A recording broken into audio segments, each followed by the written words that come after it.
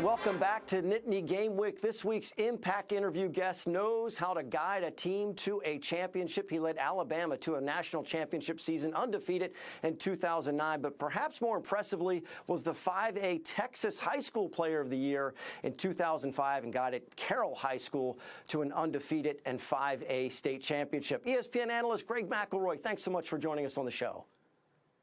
It's good to be with you guys. I appreciate you citing the high school resume because statistically speaking, that was a very impressive run there in high school as opposed to college where I took a little bit of a backseat to our run game. So I appreciate the high school acknowledgement. No doubt about it. And you had to you had to bide your time too with Chase Daniel in front of you. That's quite an impressive list of QBs there. Well, look, last year we spoke to one of your broadcast partners, Molly McGrath, about her sprinting. We had the video of her sprinting at the end of a game across the field to get a post-game interview. And we're told that you made your own post-game sprint back in early 2010 to get a photo op. So tell us about that story, if you would.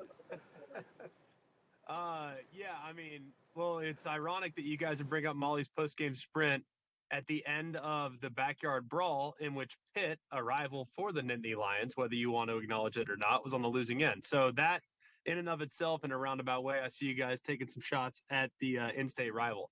I did actually after the game in 2010. There was only one coach that I ever went and tried to get a picture with. And this was in 2010. I'm sitting there on the field, and Bobby Bowden, Joe Paterno, and Nick Saban are sitting there at the 50-yard line. It's like an immortalized picture. I'm warming up in the background, and they're just sitting there on the 50-yard line walking and talking about each other's teams and all this other stuff. So super cool moment for me in my career. And then after the game, it was an immediate run to try to shake Joe Paterno's hand. I mean, he's a legendary figure in the sport. We had played Bobby Bowden in 2007, and I didn't do that. And it was just this massive regret. Like, man, I just played against one of the best coaches in the history of the sport. Like, I need to go show my respect. You know what I mean? So that was important for me. And still have the picture somewhere. I'm not sure exactly where. My mom probably has it, to be honest with you. But no, that was definitely a priority for me after we got done playing. Brother Scott ended up tailgating with you guys after the game on that one. He came back and said, that McElroy guy's a great guy. But let's talk about the playoff. You know, obviously the biggest story this year is the 12-team playoff. And this setup really puts a premium, places a real high value on conference championships. You know, as you look at this, should teams be getting more aggressive in their non-conference schedule, given the fact that ultimately winning your conference championship, that doesn't impact you in terms of your conference championship, but it may get you ready for that run? I think it does. I mean, I think last year was a good example. Granted, different format, 14 playoff versus the 12-team format, and we're going to get a good indicator this year. You look at a team like Missouri, you know, fringe team. Right now, if the playoffs started tomorrow, based on their preseason expectations, they'd be right there on the bubble. I think they're 11 in the AP poll, thereabouts.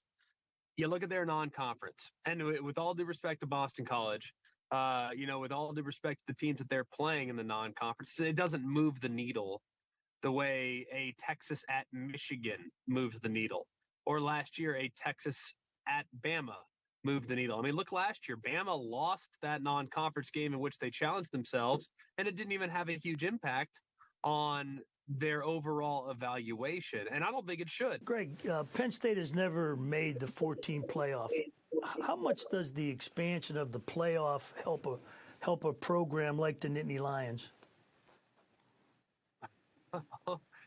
The expansion of the playoffs massive for them, but I think the dissolving divisions is more massive in the Big Ten, because I look at it and I look at a team like Rutgers this year.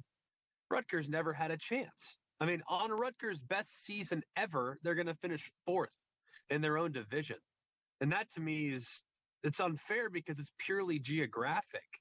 Now, let's not get it wrong. One of the most corny things in the history of college football was legends and leaders, you know, in the Big 10, 12, 13, 14 years ago. It was ridiculous. But you should not be penalized because of where you live geographically. We saw the same discrepancy in the Big 10 West versus the Big 10 East. We saw the same in the SEC West versus the SEC East. The West was gauntlet. The East was manageable. relatively speaking. We saw it at times in the Pac-12, Pac-12 North versus the Pac-12 South. Pac-12 South was a gauntlet. The North wasn't so bad. So the Big 12 North versus South, Missouri would win the Big 12 North almost all the time. But the Big 12 South, you had OU and the Texas Tech led Mike Leach program. So I just look at the divisions. I think that's huge. But for Penn State, if I'm Penn State, I'm not satisfied with getting to the playoff. Like, to me, making the playoff is cool. I expect to be there. I think for Penn State, yes, it's beneficial to get in the playoff hunt, but it's only going to further the narrative about James Franklin in the event in which they don't have success when they get to the playoff. So he's going to have to, if they get there, awesome. That's where you expect to be. But what do you do when you get there? And that's, I think, going to be what's fascinating about how we evaluate these coaches, because we're going to see guys get fired. We really are, because they made the playoff, but they couldn't advance past the first round. We're going to see the Dallas Cowboy approach, Mike McCarthy approach, like Jason Garrett can't coach, gets up to the playoff every year, but can't coach, got to get rid of him. We're going to see that kind of find its way into college football as well, I think. Well, I'm glad you mentioned kind of that narrative, because as you look specifically at the Big Ten, Greg, everybody's talking Ohio State and Oregon. So give us some of the other programs that could crash the Big Ten title party. And not so subtle reminder, this is a Penn State football show. Well, I actually, not even really to do it to help your audience, I really believe Penn State's right there. A lot of it has to do with finding explosive weapons offensively. Maybe Harrison Wallace is that guy, right? Like we've all heard the buzz about maybe the receiver group being a little better. Early in camp, offense getting dominated, but sounds like the last couple of weeks things have started to level out, which is encouraging. So I think a lot of it's going to have to do with Andy Kotelnicki's system. I love Andy Kotelnicki. I loved him when I did his game when he was at Buffalo and they played against Charlotte in the Bahamas Bowl. That was the first time I met Andy Kotelnicki. I was like, this guy's great, really good, smart, thoughtful offensive plans. So I think all of that's really beneficial. But I also look too at the schedules, and the schedules are going to be so big when evaluating these teams in these conference championship settings. And I look at their schedule. I think it's manageable. You host Ohio State. You have to go to SC. It's just not as much of a gauntlet as it feels like it was in the past. So in the event in which you beat Ohio State, that's a game and a half in the conference championship standings. Then let's just say you lose one, maybe don't expect. But you still have that game and a half advantage against Ohio State in the head-to-head because you host them at home. Let's say Ohio State loses to Penn State and to Oregon. They go on the road to both. Then they're probably going to be on the outside looking in with 2 losses in conference. So I think Penn State, the way things set up, assuming things can grow offensively, I feel pretty good about what they have coming into the season. Well, let's talk a little about the SEC, because obviously you have experience here. This year, it's really interesting. Alabama goes to Wisconsin. Texas goes to Michigan. LSU takes on USC. Georgia plays Clemson. A&M plays Notre Dame. There's just a number of amazing weekends in the SEC, and we can go on and on. But if a bunch of those teams end up with 3 losses, does that open the door for more ACC teams, or do you reward the strength of schedule? How do you see that playing out? Well, I think it very much depends. I think the ACC has 3 really solid teams: Florida State, Clemson, and I'd add Miami to that mix. The Big 12, I'd be shocked if they got 2 teams in. I'd be absolutely shocked. I think there's going to be carnage across the board in that league. You look at the difference between the best team and the 8th best team, it might be a touchdown on paper. It really is that tight. So I'm expecting a lot of teams with 3 losses there in the Big 12. The SEC, I think you have a haves and a have-nots group. And I look at a team like Missouri. Like, I think if Missouri goes 10-2 and loses at Bama and at A&M, where's their best win? And I don't think they're going to be able to measure up against the likes of a 3-loss LSU in that scenario, because LSU could have 2 wins against Big Ten teams. Plus, let's just say they beat Bama at home. They beat Oklahoma at home, 2 teams that are in the top 25. I think LSU's the team that a lot of people are sleeping on right now based on their personnel and just where they probably have made progress this year.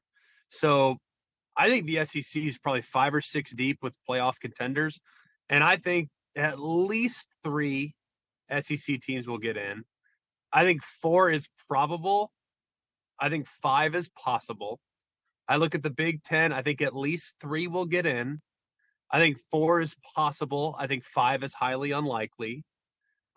Big 12, I think 2 is possible, but highly unlikely. And I think 2 in the ACC is possible, but not probable. So I think that's the way I see it. I think you're going to have a bunch of at-large in the Big Ten and the SEC because the quality of the strength of schedule and the places you have to play and the promotion that those programs will get, but also just the talent acquisition in those 2 leagues is unlike that of other places. So I think the SEC is in a really good spot, and I think that they're probably going to have 5 or 6 teams at the end that are going to have a compelling case to make on their behalf about maybe being in the college football playoff. Greg, you become an established guy at ESPN. What is the most important part of your preparation week to week? And how different is that from looking at game plans as a college quarterback? Well, the toughest thing is, as a college quarterback, I had to know one side of the ball. Like I had to know the opponent's defense, and that was pretty much it. Now you have to know both teams offensively and defensively, and then, the occasional special team storyline that you need to be aware of as well. So I think looking at it from that perspective is very different. One thing that I've had a tough time dealing with is, and I think this is the player in me, and Coach, you can probably align with this as well. All week long, I refer to guys by their number in my head. So, for instance, when I'm watching Bama, I look at their quarterback number 4. It's quarterback number 4 until game day when they get assigned a name. That's Jalen Milroe. So that's been a little bit of a challenge. It's like, oh man, hey, 27's really good at safety. What do you guys think? They're like 27. Oh yeah, Makuba. Yep, he's good. Yep. So like that's kind of that's been a bit of a challenge for me. I think that's a coach's challenge too, because I'll be sitting there in coaches meetings. They're like, yeah, man, we love our ends. I mean, I heard it the other day. Brian Kelly was talking about using 12 and 13 personnel, and he didn't refer to any of his tight ends by name. He referred to them all by number. So if I wasn't able to use context clues, I'm like, man, who's number 84? Who's number 14? Like who's number 88? Who are these guys? So you're able to use the context clues. But yeah, assigning names to the guys that have traditionally always had numbers when evaluating their personnel is something that's been a little bit of an adjustment. Well, Greg, we really appreciate the time and the national perspective. We're not really sure you could run as fast as Molly in her shoes, but look, we appreciate the story about catching up with Joe Pa, and as I said, really appreciate the time before the season begins. I appreciate you guys for having me. Look forward to seeing y'all and hoping for a great year from the Nittany Lions. That'd be great for the sport, and I think all of us that follow the sport nationally are rooting for a nice year out of them as well. It'd just make for a really compelling November if, in fact, they're sitting there 1 or 2 losses in the column.